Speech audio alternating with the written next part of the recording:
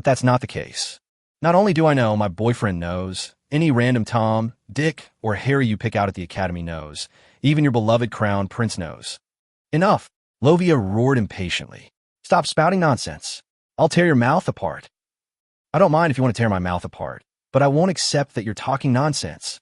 Ignoring Lovia's fury, Helen insisted on confronting her directly. If you don't believe me, we can invite His Highness the Crown Prince over and make things clear in person, so you won't keep deceiving yourself and harming others. Then go ahead and do it. Helen clapped her hands and said calmly, My dear, I'll trouble you to make the trip. Although Perseus felt that Helen was being unnecessary in pressing Lovia, since she had already used Flash to initiate the team fight, he naturally had to follow suit. Instead of saying some clever but self-righteous things to absolve themselves of responsibility, Perseus took a step without hesitation, completely ignoring Lovia's terrifyingly cold gaze.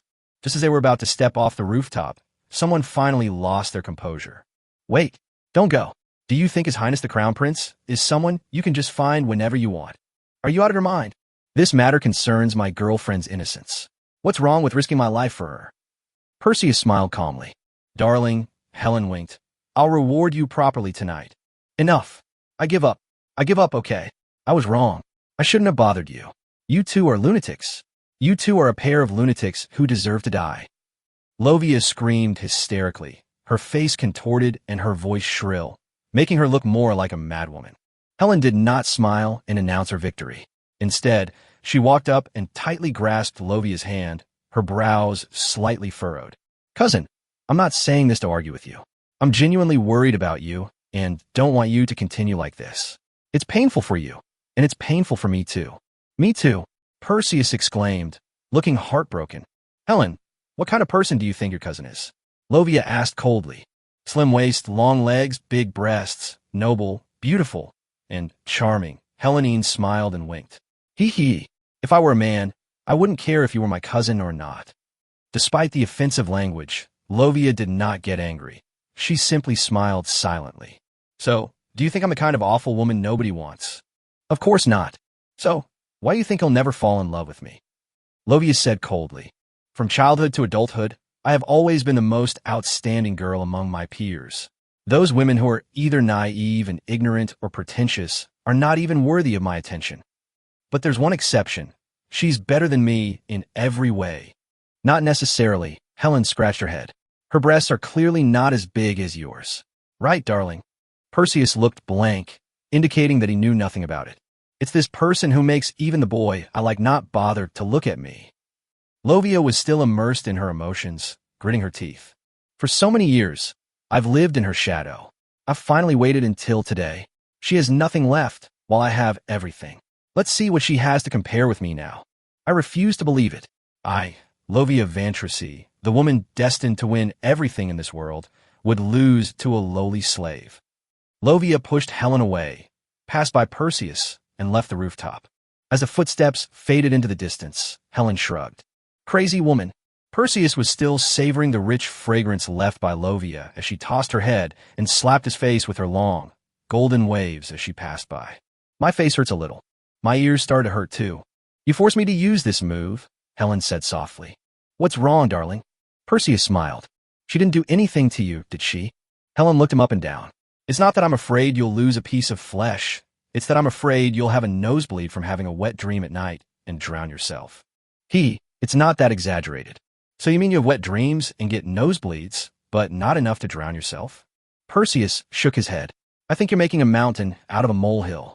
I have absolutely no interest in her. 2 seconds later, Helen said with a regretful expression, Obviously not. Perseus was speechless. Whatever. I'm already here. I'll just go back after class starts. With that, Helen closed the door again. Chapter 63. Plan canceled, new plan. Lovia was indeed a stunning beauty in every way, and her status was not low, but unfortunately, she was still unable to help in that matter. Perseus knew that today's successful mixed doubles match with Helen had broken down the Duchess's defenses, and he estimated that she wouldn't be coming to him for a while. He'll miss those legs. After school in the afternoon is usually a very special time.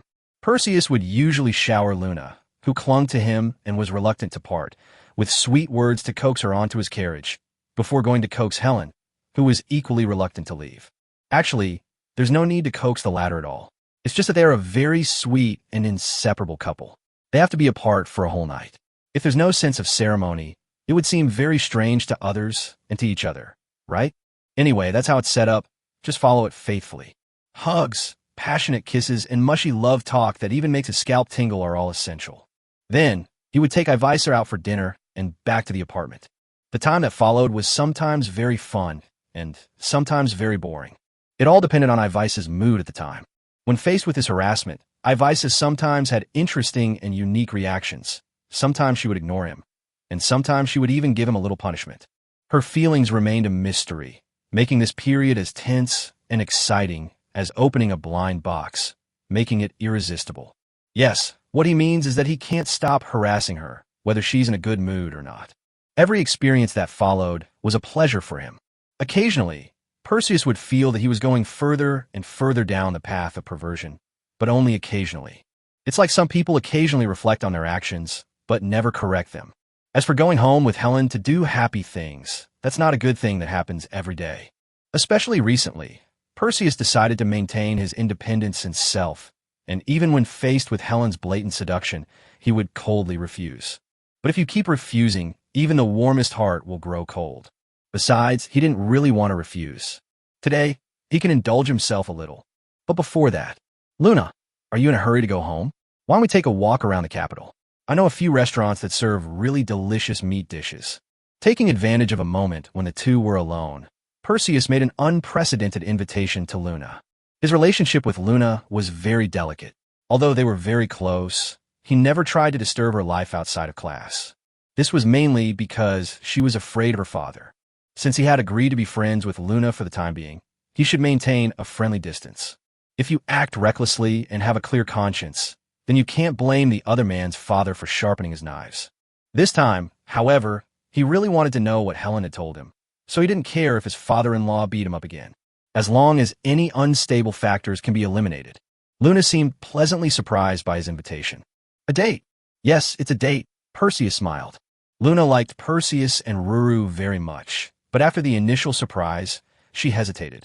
Perseus's heart sank. What's wrong? But Dad wants me to go home early today, Luna whispered. That sounds like an excuse no matter how you look at it. When a girl tells you that her parents told her to come home early, what she really means is that she wants to come home early herself. In other words, Luna rejected his date invitation. Helene, who has done countless bad things. Could it be that this undercooked duck is about to fly away? Perseus had to confirm it immediately, but he didn't show it directly. Instead, he looked worried. Has something happened to your family recently? Is there anything I could do to help? No. Everything's fine at home. Anyway, Luna está merez. Perseus remained silent, gazing at her with deep eyes. This tactic is usually very effective. If the other person can withstand it, then that person's mental fortitude is exceptionally strong. Luna panicked after only a few seconds. Perseus gently stroked her little head, frowning slightly. Luna, did I do something to make you very sad? No. Then why does it seem like you don't like me anymore? No, that's not true. I really like you. I like you the most.